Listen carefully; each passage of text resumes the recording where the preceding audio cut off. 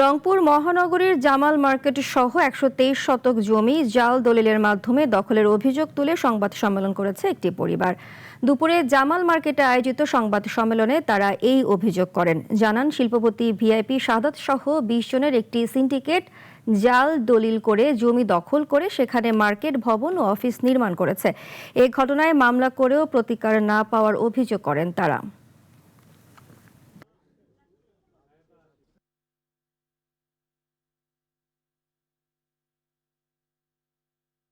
দীর্ঘ ১০০ বছর যাবৎ আমরা আমাদের পৈতৃক এই ভিটায় বসবাস করে আসছি, কিন্তু অত্যন্ত পরিতাপের বিষয় এই যে রংপুর মহানগরের প্রাণকেন্দ্রে অবস্থিত আমাদের পৈতৃক কোটি টাকার সম্পদ আমরা ভোগদখল থেকে বঞ্চিত।